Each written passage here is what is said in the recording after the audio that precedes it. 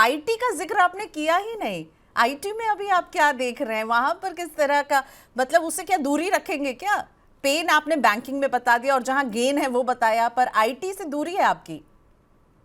बातों में वो रह गया, और हम साथ साथ बात करते जाए, मैं अकेला ही 20 मिनट बोल जाऊं, उसमें भी दर्शकों को आनंद नहीं आएगा। तो हाँ। देखिए, आईटी में पिछले साल जब इन्फोसिस 2000 का भाव था, जी। और हमने चार्ट के बेसिस पे कॉल फॉर किया था कि 1200 तक गिर जाएगा, तो हमारी सिर्फ निंदा नहीं हुई थी, कड़ी निंदा भी नहीं हुई थी, भर्त्सना हुई थी। और 1300 का जब ये भाव आया, हमने दांव लगाया कि अब इन्फोसिस यहां से वापस 2000 जा रहा है। और हम एक्सट्रीमली बुलिश हैं आईटी के सारे स्टॉक्स पे, 6 महीने के अंतराल पे, 1 साल के अंतराल पे, और 2 साल के अंतराल पे। और हो सकता है और हो सकता है कि जो बैंक निफ्टी का सीवियर अंडर परफॉर्मेंस है, पर फिर भी निफ्टी में परफॉर्मेंस दिखता है, तो आईटी कुछ हद तक अब फ्रंट फुट पर खेलेगा। तो आईटी में जो थोड़े से सेकंड टीयर स्टॉक्स हैं, जिनकी लिक्विडिटी और मार्केट कैप एकदम बेल वेदर से कम है, एचसीएल, टेक और टेक महिंद्रा हमें नीचे के भाव से 3 गुना लगते हैं। 20-25% ऑलरेडी बढ़ चुके हैं, पुल बैक्स में ही लेना चाहिए। और अगर और अगर टीसीएस जैसा स्टॉक भी हमें लगता है कि 1.5 साल में डबल हो जाए और विप्रो यहां से 2.5 गुना हो जाए, तो ये ऐड कब करेगा? देखिए, जब सारी बातें आ चुकी होंगी, सब कुछ पता चल चुका है, तो फिर रिस्क लेने की जगह बची नहीं। और बिना रिस्क के इश्क होगा कैसे?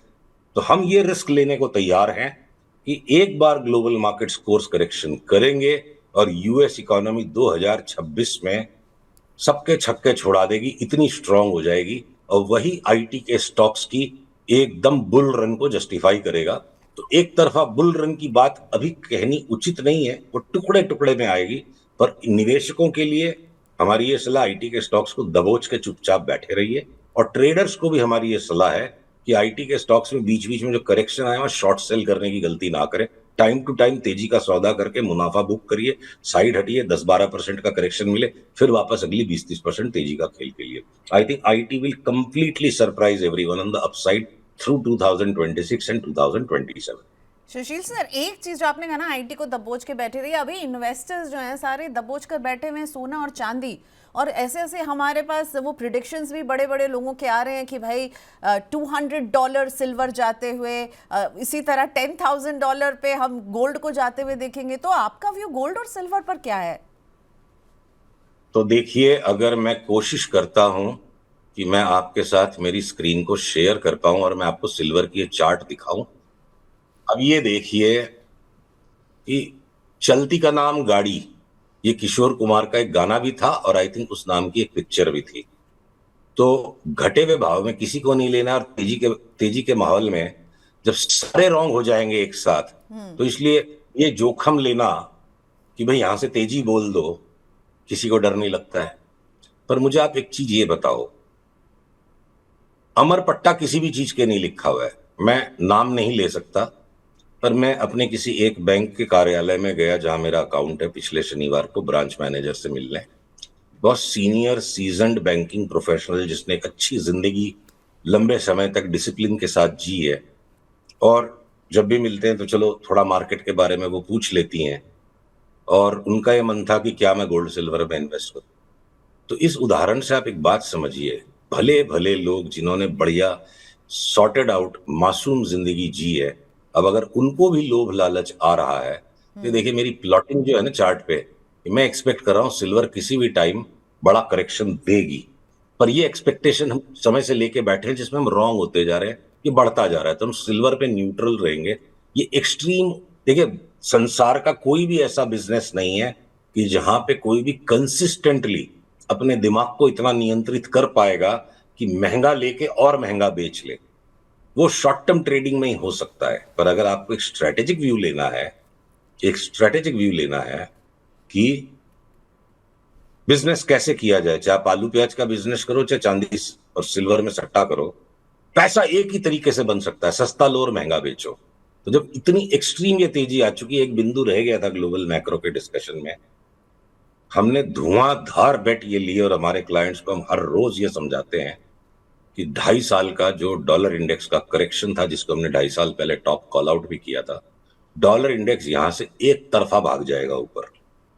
बॉटम बना चुका है, एक राउंड ऊपर का आने के बाद साइडवेज वो कंसोलिडेशन कर रहा है। डॉलर अगर एक तरफा ऊपर भागेगा, दो बातें हैं इसमें जो बहुत ध्यान से जानने लायक है।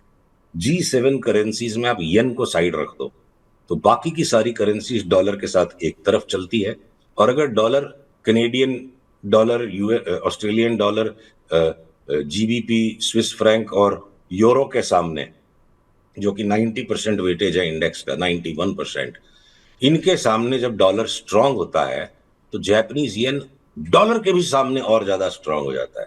तो डबल मार जब पड़ने वाली है संसार के सटोरियों को, यहां पर एक तरफ डॉलर कम से कम 12-13% यहां बढ़ जाए और क्या पता वहां पे भी नहीं रुकेगा, और दूसरी तरफ साथ में येन और ज्यादा स्ट्रांग हो जाए, तो जब सट्टा फूटता है ना, तो लोग फिर सीढ़ियों से नीचे नहीं उतरते, लिफ्ट से नीचे नहीं उतरते, खिड़की से नीचे कूदने की जरूरत पड़ जाती है। तो फिलहाल हम इसमें गलत हैं। हमने बहुत नीचे से चांदी में तेजी करी, यहां हमने एग्जिट ले लिया, यहां हमने शॉर्ट सेलिंग की ट्राई की और उसके बाद हमारा स्टॉप लॉस कट गया। हम पार्टिसिपेट नहीं कर पाए, ये डिस्क्लोजर जरूरी है कि हम रीसेंट पास्ट में चांदी की तेजी पकड़ नहीं पाए। तो आपके दर्शकों में से कुछ हमें दिल जला समझ सकते हैं, कुछ ये समझ सकते हैं कि परिपक्वता ज्यादा होने पर, देखिए कभी कभी अनाड़ी पैसा कमा जाता है, खिलाड़ी देखता रह जाता है।